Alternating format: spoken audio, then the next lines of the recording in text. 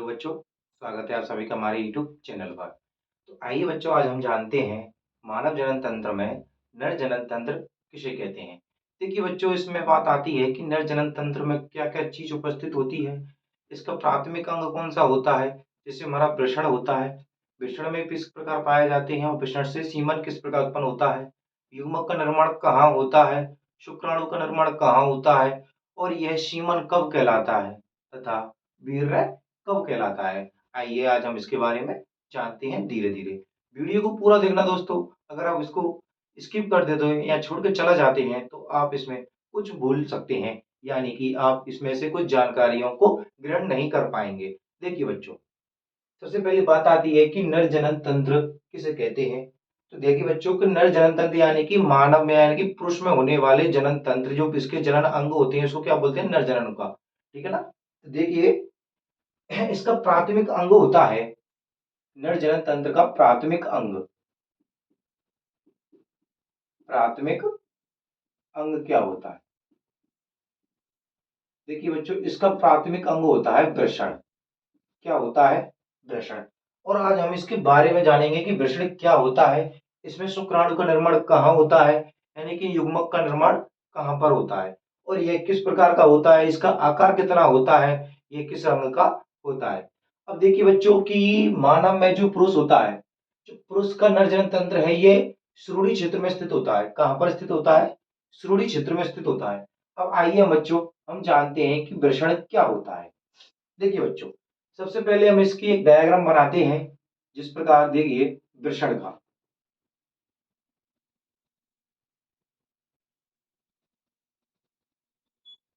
Okay बच्चों, ये क्या है, हमारा वृषण है, यानी कि एक तरह से उसकी ऊपरी सतह है। क्या है, हमारी ऊपरी सतह हो जाती है वृषण की। देखिए बच्चों, वृषण तीन स्तर का बना होता है। कितने स्तर का बना होता है, तीन। एक तो अंदर वाला हो गया, एक इसका ऊपर वाला हिस्सा बना होता है।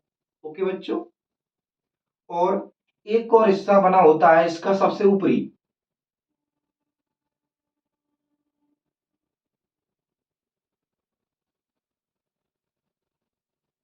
त्रिस्तरीय। अब देखिए, बात आती है कि पहले स्तर को क्या कहा जाता है। जो हमारा ब्लैक कलर से बना हुआ है, इस स्तर को बोलते हैं हम वेजाइनेलिस। ओके, यानी कि ट्यूनिका वेजाइनेलिस, इस स्तर को बोलते हैं। इस वाले स्तर को क्या बोलते हैं, ट्यूनिका वेजाइनेलिस। ओके बच्चों, अब जो रेड कलर से बना हुआ है, उसको बोलते हैं ट्यूनिका और एल्बुजिनिया। ओके बच्चों, और जो हमारा ब्लू कलर से बना हुआ है, इसको बोलते हैं बेसिकुलेशा। ओके बच्चों, यानी कि ट्यूनिका बेसिकुलेशा। ओके, ये क्या हो गए, हमारे तीनों स्तर हो गए। फर्स्ट स्तर, सबसे भारी स्तर को क्या बोलते हैं, ट्यूनिका वेजाइनेलिस। और जिसका मध्य वाला स्तर होता है इसे बोलते हैं ट्यूनिका एल्बुजिनिया। और जो इसके सबसे आंतरिक होता है, इसे बोलते हैं वेसिकुलेशा ट्यूनिका। ये क्या हो गए, इसके स्तर होते हैं। अब देखिए बच्चों, स्तर यानी वृषण जो होता है हमारा, कहाँ पाए जाते हैं। सबसे पहली बात, जो ये हमारा वृषण होता है, ये हमारे उदर गुहा से नीचे की ओर यानी नेत्र गुहा से बाहर की ओर पाए जाते हैं। ओके, और यह कैसे रंग के होते हैं, गुलाबी रंग के होते हैं। कैसे होते हैं, हमारे गुलाबी रंग के होते हैं। ओके बच्चों, किस रंग के होते हैं, गुलाबी रंग के होते हैं। पहले हम चित्र को कंप्लीट करते हैं। देखिए बच्चों, यह दो भागों में बटा होता है। कितने भागों में बटा होता है, दो भागों में बटा होता है।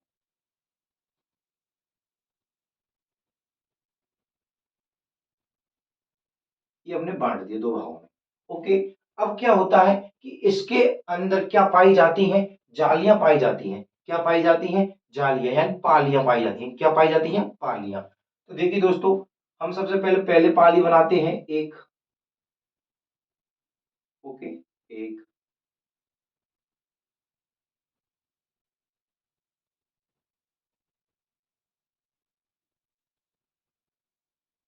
ओके, ये क्या हो गई, हमारी पालियां हो गई। और प्रत्येक पाली में 1 से 3 क्या पाई जाती हैं, शुक्र जनन नलिकाएं पाई जाती हैं। क्या पाई जाती हैं, 1 से 3 शुक्र जनन नलिकाएं पाई जाती हैं। जरूरी नहीं है कि हमको इसमें 3 ही पाई जाती हैं, ध्यान रखना, एक भी पाई जाती है और दो भी पाई जाती हैं और इसमें 3 भी पाई जाती हैं। ओके बच्चों, ये क्या हो गई, हमारी शुक्र जनन नलिकाएं हो जाती हैं। क्या हो गई, हमारी शुक्र जनन शुक्र जनन नलिका।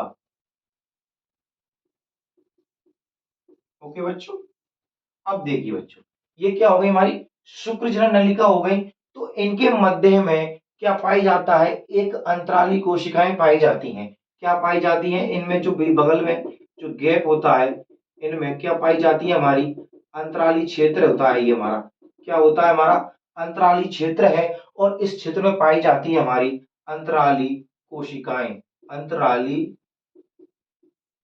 कोशिकाएं या सेल्स।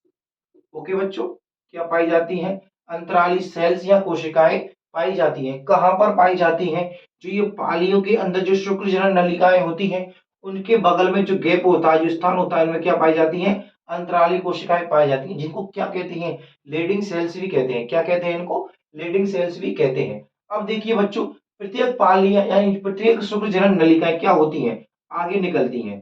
जिस प्रकार आगे जाती हैं कि ये देखो आगे बढ़ रही हैं। ओके बच्चों, तो ये इस प्रकार आगे निकलती हैं।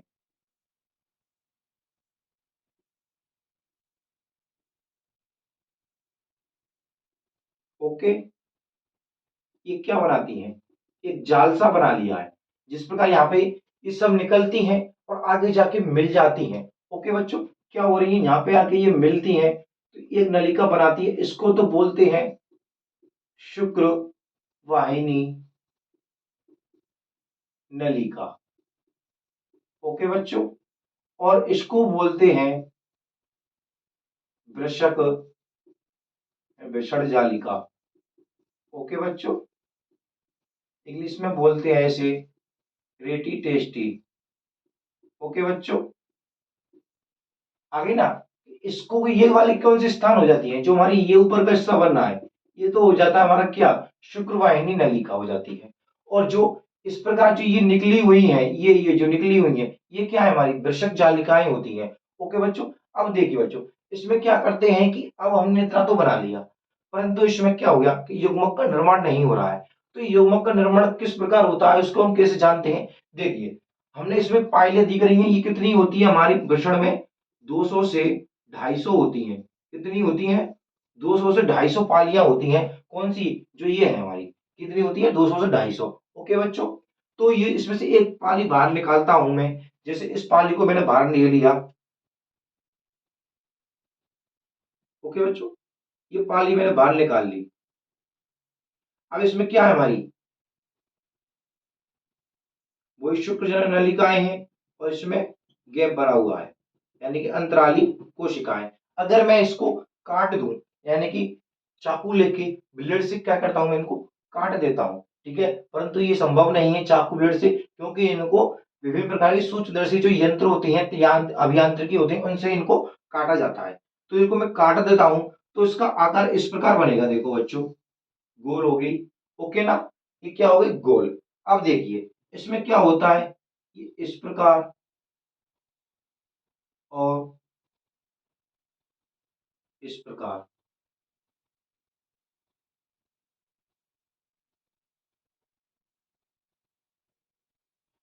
ओके बच्चों, यानी कि जो बड़ी कोशिकाएं बनती हैं और छोटी कोशिकाएं बनती हैं, इनको बोलते हैं नर जर्म सेल्स। ओके बच्चों, जो हमारी छोटी कोशिकाएं बनी हुई हैं, क्या है, हमारी जो छोटी कोशिकाएं बनी हैं और जो ये बड़ी कोशिकाएं बनती हैं, ये क्या हो गई हमारी बड़ी कोशिकाएं जो बनती हैं, ये होती है हमारी शुक्र जनन नलिकाएं। क्या होती हैं, शुक्र जनन नलिकाएं हो जाती हैं, सर्टोली कोशिकाएं होती हैं। ये क्या होती है, हमारी सर्टोली कोशिका। ओके बच्चों, ये क्या हो गई, हमारी सर्टोली कोशिका हो गई और ये हो गई नरजन्म कोशिका। जो बड़ी वाली है, ये क्या हो गई, सर्टोली कोशिका, छोटी वाली हो गई नरजन्म कोशिका हो जाती है। ओके ना, इस प्रकार देखिए, यही वाली जो शुक्र जनन नलिकाएं होती है ना, ये क्या है हमारी शुक्र जनन नलिकाएं हैं। क्या है हमारी ये शुक्र जनन नलिकाएं हैं, शुक्र जनन नलिका। ओके बच्चों, क्या है हमारी शुक्र जनन नलिकाएं हैं। कौन सी, ये वाली दिख रही है जो, ओके इनको मैं काट रहा हूं। ओके बच्चों, अब देखिए इसके बाहर क्या बना हुआ है यहाँ पर, ये क्या हमारा अंतराली कोशिकाएं हैं, तो इसके बाहर क्या उपस्थित होंगी, हमारी अंतराली कोशिकाएं उपस्थित होती हैं। ओके बच्चों, देखिए अब बात आती है कि इसमें नर युग्मक किस प्रकार निर्माण होते हैं। तो ध्यान दीजिएगा बच्चों, इधर देखिए कि हाइपोथैलेमस, हाइपोथैलेमस एक हार्मोन स्रावित करता है जिसका नाम होता है RNRH, सॉरी GnRH, यानी कि गोनेडो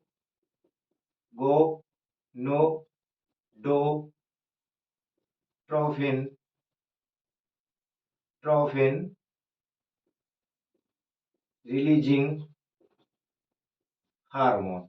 ओके बच्चों, इसका नाम क्या हो गया, गोनेडोट्रोफिन रिलीजिंग हार्मोन। ठीक है ना बच्चों, ये क्या करता है, हमारी जो पीयूष ग्रंथि होती है, क्या होती है हमारे मनुष्य में पीयूष ग्रंथि होती है, क्या होती है पीयूष ग्रंथि, इसको उत्तेजित करता है, यानी कि इसके हार्मोन स्रावित के लिए उत्तेजित करता है। और यह हार्मोन स्रावित करता है हमारा ICSH और FSH। ओके बच्चों, दो प्रकार के हार्मोन यह स्रावित करता है। कौन, पीयूष ग्रंथि हमारी दो प्रकार के हार्मोन स्रावित करती है, ICSH और FSH। देखिए बच्चों, इसका नाम होता है इंटर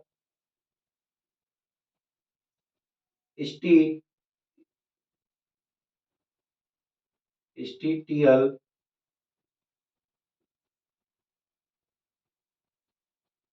सेल्स और स्टूमुलेटिन हार्मोन। ओके बच्चों, उसमें क्या आ जाएगा, फोलिक आ जाएगा, फोलिक। ओके बच्चों, folic stimulating hormone. Okay, folic stimulating hormone स्रावित करता है। ठीक है ना बच्चों, दो हार्मोन स्रावित हो गए। अब क्या बात आती है कि इसमें से ICFSH क्या होता है, जो ये अंतराली कोशिकाएं होती है ना, इसको क्या कर देता है, ये हमारी एक एंड्रोजन हार्मोन स्रावित करता है, एंड्रोजन, इसको बोलते हैं टेस्टोस्टेरोन हार्मोन। किनसे, अंतराली कोशिकाओं से स्रावित होता है। कौन, एस्ट्रोस्ट्रोजन हार्मोन। ओके बच्चों, किसकी उपस्थिति में, इंटरस्टिशियल सेल्स स्टिमुलेटिंग हार्मोन क्या करता है, उत्तेजित करता है किनको, अंतराली कोशिकाओं को। ये क्या है, हमारी अंतराली कोशिकाएं हैं, अंतराली सेल्स। ओके बच्चों, क्या हो गई हमारी अंतराली कोशिकाओं से क्या स्रावित होता है, एंड्रोजन या टेस्टोस्टेरोन हार्मोन स्रावित होता है। किसके कारण, ICSH के कारण। ओके बच्चों, अब देखिए जो FSH होता है, ये क्या करता है, यहां पर किसका निर्माण करता है, स्पर्मेटोगोनिया, स्पर्मेटोगोनिया का निर्माण करता है। ओके बच्चों, कौन, FSH के कारण। ओके बच्चों, FSH के कारण नर जन्म कोशिकाएं किसका निर्माण करती हैं, स्पर्मेटोगोनिया के कारण निर्माण इसका, इस नर जन्म को यानी कि नर जन्म सेल्स FSH के कारण किसका निर्माण करती हैं, स्पर्मेटोगोनिया का निर्माण करती हैं। ओके बच्चों, अब क्या हो जाता है, यहाँ पे जो ये पदार्थ बनता है, जो युग्मक बनता है, ओके बच्चों, ये वाला ये पदार्थ बनता है, ये आगे जाता है, जब यहाँ भरा हुआ है तो इससे आगे जाएगा। ओके बच्चों, इसमें से होकर आगे जाएगा ना, इधर देखिए, इधर आगे जाएगा, फिर कहाँ पहुंच जाता है, ये वृषण जालिका में पहुंच जाता है। कहाँ पर पहुंचता है, वृषण जालिका में आ जाता है। फिर उसके बाद कहाँ पर आता है, ये हमारा शुक्रवाहिनी नलिका में आ जाता है। कहाँ पर आ जाता है, शुक्रवाहिनी नलिका में ये आ जाता है। अब बात देखिए कि जो शुक्रवाहिनी होती है हमारी, यहाँ से आगे क्या होती है, ये छल्लेदार में बनती है। अन्य नेत्र बहुत सारे अनियमित छल्लेदार बनते हैं, बहुत सारे छल्ले बन जाते हैं। ओके बच्चों।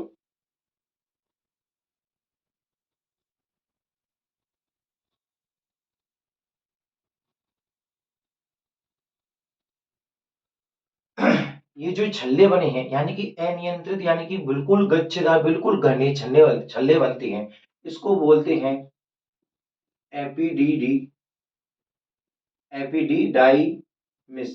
ओके बच्चों, यानी कि अधिवेशन।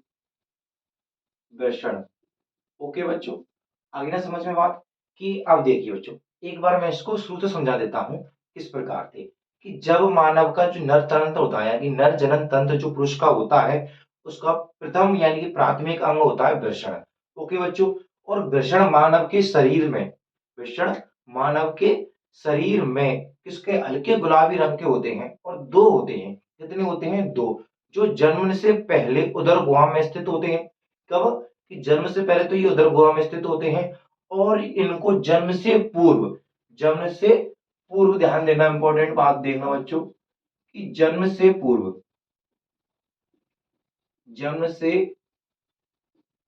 पूर्व इवा नहीं इंगुआइनल इंगुआइनल कैनाल के द्वारा कहाँ लाया जाता है? वृषण कोश में लाया जाता है। कहाँ पर लाया जाता है? वृषण कोश में लाया जाता है। ठीक है ना बच्चों, ये कहाँ स्थित होते हैं? हमारे वृषण कोश में स्थित होते हैं। तो कहाँ लाया जाता है इनको?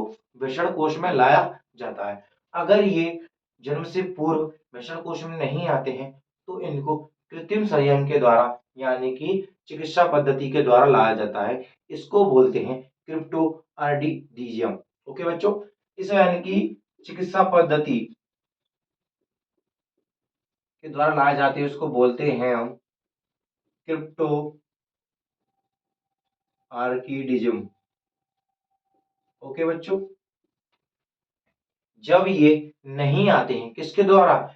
इंगुआइनल कैनाल के द्वारा जब ये वृषण कोश में नहीं आते हैं तो इनको चिकित्सा पद्धति या शल्य पद्धति के द्वारा जिसको बोलते हैं क्रिप्टो आर्किडिज्म। ओके बच्चों, हलाया जाता है वृषण कोश में लाया जाता है। ओके बच्चों, अब बात आती है कि देखिए यहाँ पर आ जाता है तो जब ये हमारा युग्मक यहाँ से निकलेगा तो इसमें से होते हुए, ओके बच्चों, इसमें से होते हुए इधर होते हुए खा जाएगा हमारा शुक्र नाल में जाएगा यानी कि मूत्र नाल में जाता है। कहाँ पर जाता है? मूत्र नाल में जाता है जहां पर यह शुक्राशय से मिलता है। आप इसका सबसे पहले स्क्रीनशॉट लीजिए। देखिए बच्चों, वृषण कितने होते हैं? वृषण हमारे दो होते हैं। किस प्रकार के होते हैं? हल्के गुलाबी रंग के होते हैं और ये हमारे उदर गुहा से बाहर होते हैं। क्यों?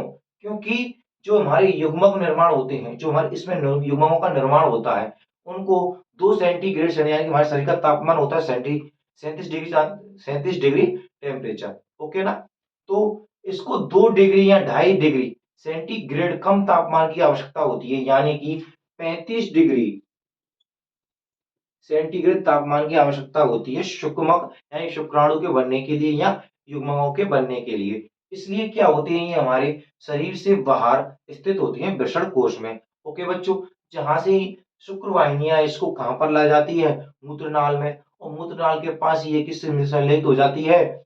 शुक्राशय से संलयित हो जाती है। अब क्या करते हैं, सबसे पहले आप इसका स्क्रीनशॉट लीजिए।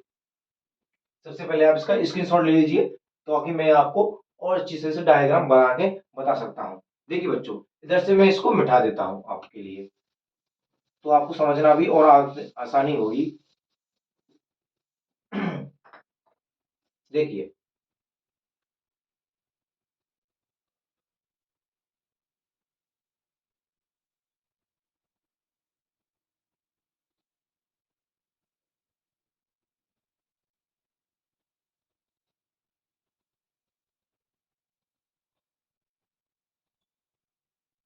ये क्या है? हमारा नर जनन तंत्र है। अब देखिए बच्चों, जैसे कि ये यहाँ हो गई ना, तो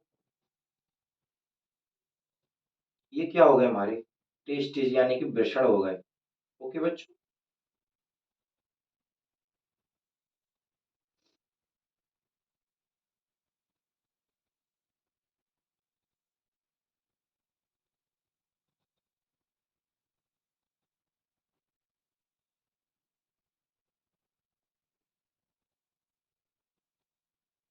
अब देखिए यहाँ पर किसमें आके मिलते हैं ये, मूत्र नाल में मिलते हैं। और यहाँ पर क्या उपस्थित होता है हमारा, शुक्राशय उपस्थित होता है। क्या होता है, शुक्राशय उपस्थित होता है। ओके बच्चों,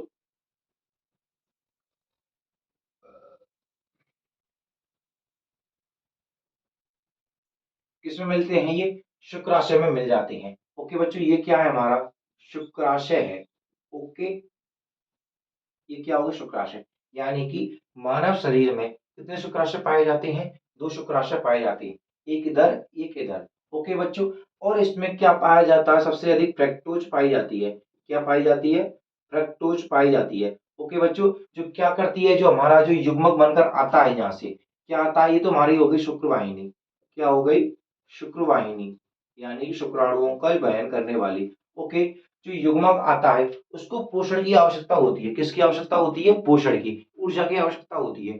और उसको यह ऊर्जा किससे मिलती है, शुक्राशय स्रावित फ्रक्टोज से। ठीक है ना बच्चों, और यह 70% से 80% तक होती है। किससे, 70% से 80% तक क्या करते हैं, जो हमारा नर शुक्राणु होता है उसमें मिल जाती है। ओके बच्चों, और क्या बन जाता है हमारा, इससे सीमन बन जाता है। अब यहाँ पर क्या हो जाता है, एकत्रित हो जाता है हमारा क्या, नर युग्मक या शुक्राणु। ओके, और इसमें क्या बन जाता है, वो सीमन में परिवर्तित हो जाता है। किसमें, सीमन में। आपसे पूछ ले कि मानव का सीमन कहाँ पर बनता है, शुक्राशय में, क्योंकि वृषण से क्या निकलते हैं, हमारे शुक्राणु निकलते हैं, यानी युग्मक निकलते हैं, जिसमें क्या आके मिलता है हमारा, शुक्राशय से फ्रक्टोज आके मिलती है, जो इसको पोषण प्रदान करती है। इसके मिलने से क्या हो जाती है, इसमें 70 से 80% तक क्या हो जाती है, सीमन का निर्माण हो जाता है। ओके बच्चों, ये हमारा सीमेंट बन जाता है। अब बात आती है इसके बाद, ये तो हमारे हो गए शुक्राशय। ओके बच्चों, कि शुक्राशय कितने होते हैं, दो शुक्राशय होते हैं हमारे, और यानी कि दोनों साइड में उपस्थित होते हैं, और शोरी क्षेत्र के नीचे यानी कि पेट के उदरगुहा के नीचे उपस्थित होते हैं शुक्राशय हमारे। ओके बच्चों, अब बात आती है कि शुक्राशय के बाद आती है हमारी प्रोटिस्ट ग्रंथि। क्या आती है, प्रोटिस्ट ग्रंथि। अब बात देखिए बच्चों,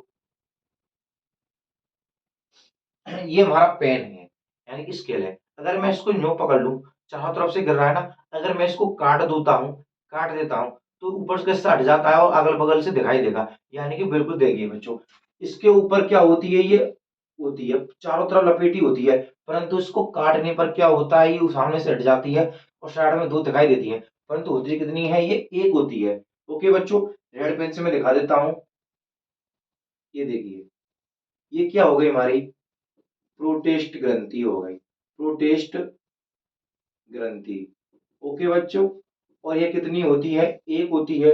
और शुक्राशय हमारे कितने होते हैं, दो होते हैं। इसका कार्य क्या होता है कि जो योनि माध्यम है, क्या होता है, क्षारीय माध्यम होता है, या मूत्राशय का जो क्षारीय माध्यम होता है उसको समाप्त कर देता है, या अम्लीय या क्षारीय होते हैं, समाप्त कर देता है। यानी कि इनको गमन करने के लिए, किसको, सीमन के गमन करने के लिए क्या करती है, कार्य करती है। ओके बच्चों, और इसमें वीर्य निर्मित, इससे जो पदार्थ निकलता है उसमें मिलकर क्या बन जाता है, वीर्य का निर्माण हो जाता है। ओके बच्चों, तो इसका कार्य क्या होता है कि जो अम्लीयता और जो क्षारीयता होती है उसको क्या करती है, उदासीन करती है, और उन शुक्राणुओं के गमन करने के लिए या सीमन के गमन करने के लिए आसान करती है। इसके बाद आती है हमारी क्या, काउपर्स ग्रंथि, जो हमारे क्या होती है, आसपास में लगी होती है दो। ठीक है ना बच्चों, काउपर्स ग्रंथि क्या आती है, काउपर्स ग्रंथि। ये कितनी होती है हमारे मानव शरीर में, दो होती हैं। ओके, और इनका कार्य क्या होता है, ये शुक्राणुओं को गति करने के, यानी जो ये लहरदार बनाती है ना इस प्रकार से,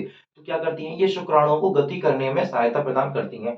कौन, हमारी काउपर्स ग्रंथि। ओके बच्चों, एक बार और मैं आपको स्टार्टिंग से समझा देता हूं मैं इसको। देखिए बच्चों, मानव शरीर में क्या होता है कि मानव शरीर जो होता है, इसका प्राथमिक अंग होता है हमारा वृषण। क्या होता है, वृषण, जो मानव शरीर से उदर गुहा के बाहर वृषण कोश में स्थित होते हैं। जन्म से पूर्व वृषण हमारे मानव शरीर के उदर गुहा में ही स्थित होते हैं, परंतु जन्म से बाद यानी जन्म से पूर्व ही क्या करते हैं, ये इंगो आइनल कैनाल के द्वारा क्या होते हैं, ये वृषण कोश में आ जाते हैं। अगर ये नहीं आ पाते हैं तो क्रिप्टो आर्किडिज्म शल्य चिकित्सा के द्वारा इनको लाया जाता है। ओके बच्चों, अब देखिए यहाँ पर लाल दिया है, तो देखिए ये क्या हो गए, हमारा वृषण हो गए। इसका जो आंतरिक शरीर होता है, जो सबसे आंतरिक भाग होता है, इसको बोलते हैं हम बेशी वेसिकुलेशा, वेसिकुलेशा यानी कि ट्यूनिका वेसिकुलेशा, माध्यमिक स्तर को बोलते हैं ट्यूनिका और ट्यूनिका एल्बुजिनिलिया। ओके बच्चों, और सबसे भारी परत जो होती है ये वाली, इसको मैंने बताया ना, ट्यूनिका वेजाइनेलिस। ओके बच्चों, इसके बाद हो गए। इसके बाद आती है कि वृषण इसके अंदर 250 से 300 पालियां यानी कि 200 से 250 पालियों में विभक्त होता है। इसमें 200 से 250 पालियां में विभक्त होता है। ओके बच्चों, अब देखिए सबसे पहली बात इसका आकार, तो इसकी 4 से 5 सेंटीमीटर तो ये कैसा होता है, लंबा होता है, और 2 से 3 सेंटीमीटर कैसा होता है, ये चौड़ा होता है। ओके बच्चों, ये क्या होगा, इसका आकार हो जाता है। ठीक है ना। अब देखिए इसके अंदर पालियां पाई जाती हैं, और पालियों के अंदर अंतर कोशिका यानी कि अंतर कोशी कोशिका और शुक्र जनन कोशिका पाई जाती हैं। ओके बच्चों, ये पाई जाती है। तो मैंने एक शुक्र जनन कोशिकाओं को बाहर निकाल लिया। ओके बच्चों, इसको पाली को बाहर निकाला, इसमें देखा हमने काट के, तो क्या पाई जाती है, नर जन्म कोशिका ये पाई जाती है, और सर्टोली कोशिका जो हमारी बड़ी होती है। ओके, अब बात आती है कि जो हमारी हाइपोथैलेमस होती है, ये गोनाडोट्रोपिन रिलीजिंग हार्मोन स्रावित करता है, जो हमारी पीयूष ग्रंथि को उत्तेजित करता है दो हार्मोन को स्रावित करने के लिए, ICSH, ठीक है ना, और FSHS।